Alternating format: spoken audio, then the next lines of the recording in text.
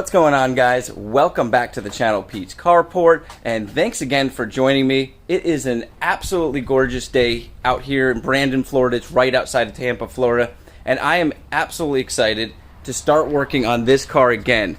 This is the 1996 SC300. It's a manual W58 trans, so it came stock that way. And it's got a non-turbo 2JZ that comes from the factory. So the goal is to turn this into a drift beast. We also just picked up a little bit ago, if you guys have been on the channel, now if you're new you might not know anything about the cars that I have. This is a 91 318i and it's completely gutted. We just got the roll cage and everything welded in, so this thing is getting closer and closer to being ready to just drop to the track. So I'm excited about this one as well because it wasn't planned. I traded my truck for this. This one has been in the works for quite some time, but I'm going to take my time on this one a little bit more. We're going to drop probably a lot more money into this car. So today we're going to hopefully finish off at least the bumper. We're going to put the rear bumper on our body kit and hopefully mock up and maybe mount the rear panels that are 50mm wide body panels. The whole kit is a Duraflex kit, and it's not the best kit out there. It is a fiberglass kit as opposed to a poly kit, and so it's not as durable. I thought it was going to be easier to work with. In some aspects it will be, but there is a lot of body work that's going to be necessary after installing this. So what I'm going to do right now is we're going to rip the rear bumper off, mock that up, get it bolted in, and then we'll start working on the rear body panels. So stay tuned. I'm going to go ahead and speed through removing this bumper because it's not going to be like you guys at home. This thing probably got 3 bolts holding in like everything else was on this car. So stay tuned. I'm going to rip this off and then we'll start going through putting the rear body kit bumper on.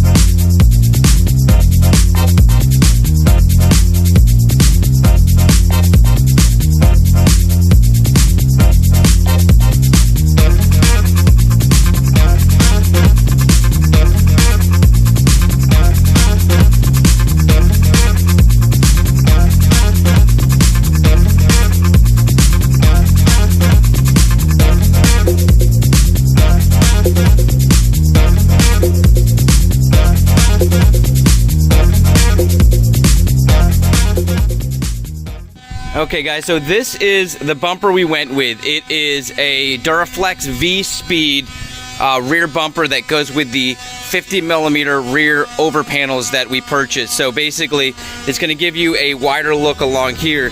Now, as you guys saw, I sped through it, but when I took this off, these are removable from your stock bumper, but obviously are fully attached here. So that's going to be kind of nice having that as a full piece and then kind of blending with the over panel for the rear of those 50mm. Now, couple things that I'm not happy with. First off, if you're looking to get this type of kit, I highly suggest going with one of the poly kits out there. There's some really good ones if you're going to go with your bumpers. Now, I knew that my front end was so kind of at a skew that I wanted to go with fiberglass so that I could basically cut it and fill it and do all sorts of manipulation to get it to look the best I could. But I really wanted to go with a poly side panels, rear bumper, and rear overlays. But like I said earlier in the past video, they gave me one hell of a deal when I called up. I had an issue with the shipping, and the gentleman on the phone hooked me up with a massive discount for getting all the other pieces in the kit. So I kind of just had to go with what they were offering me because it was just too good to pass up. Now, with that said, if you're looking to get one of these, be very cautious before you get it, knowing that these are what they consider normal. Sorry about that focus there. These are what they consider normal imperfections. So this is all gonna need to be filled. It's there, it's here, and you're gonna see all along here, if I can get this to focus right, that basically it's got like indents and scratches and all sorts of things that are just gonna need to be filled and sanded really nicely before paint or even a vinyl wrap or even plasti dip. It'll see right through it. The other thing is, I'm pretty sure I'm going with a single exit exhaust. I have an HKS, same exact one that we put on the BMW. I purchased those from Xavier off of his car and didn't want to go dual exit, and I was planning on buying a single exit bumper, but now I'm kind of stuck with this. I don't want to go filling this and changing that. Most likely what I'll do is just deal with either the single exit or spend a little extra money on a dual exit really nice setup. So I'm kind of in the air on that. Right now the exhaust is stopped right in the middle of the car, so it's not a big deal while we're getting this all set up. And outside of that, it's got an under tray here. So I've talked about it before. I was thinking about removing my rear tire, but this actually mounts to the rear tire is what I think, because it looks like that's how it goes on. We'll find out when we get all of this lined up.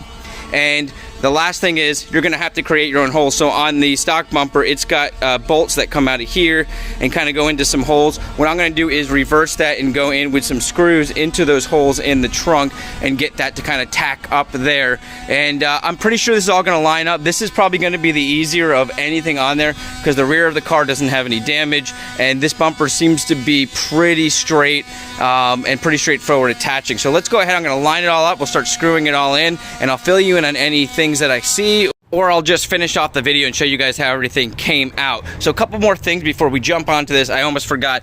If you're planning on running this as a standard car, you're gonna wanna remove your license plate light here and mount that before you put that on. Not a big deal. I'm probably gonna do that as well. May not do it today. We may just mock it all up and get it screwed in. Also, I wanted to show you guys, these are the TSW forged rims. These are 10.5-inch rear wide. I've got these rimmed for obviously the front and rear, and these were going to be my kind of daily tires, whereas these other 17-inch ones that were on the car are gonna be more for drifting, and these have brand new tires on them. Let me know what you guys think about these. I know I've shown them before, but I kind of mocked it up on the car, and I did it because I really wanted to see if I need to cut away at this fender, but I don't think I'm going to. Originally, this car had spacers there, but they wouldn't fit with these TSW rims, so I had to remove those spacers, and I'm debating on whether I still need to go spacers or not. So let me go ahead, we'll get set up, and I'm gonna go ahead and slap the bumper on, we'll bolt it all up, and I'll fill you guys in.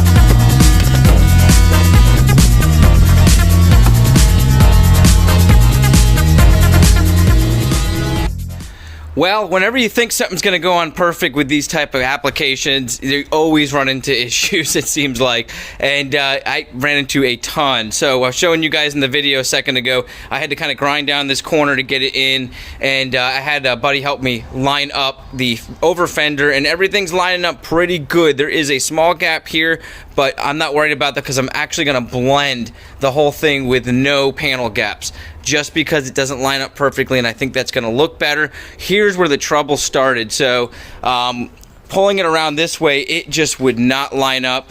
And what I did was I did my best job to get this centered on here, looking good, and I think that looks great.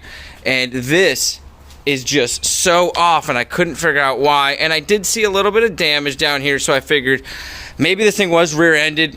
I don't know how I didn't see this, but after I pulled this panel that I stuck in here from LRB, I realized there's a crimple there, and it's kind of wrinkled up a little bit. So basically what happened was this has been pushed up, so everything's kind of out of a line.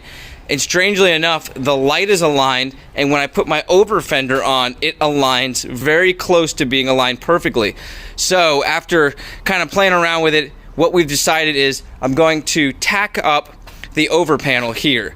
I've already went ahead and started to grind off, and you can see this stuff is so cheap that it just kind of tears off whenever you try to get that to go. So I'm gonna go down and get a nice grinding wheel, and I'm gonna basically blend that off, because that whole part needs to actually come off. If I pull this up, you can see how far away this is.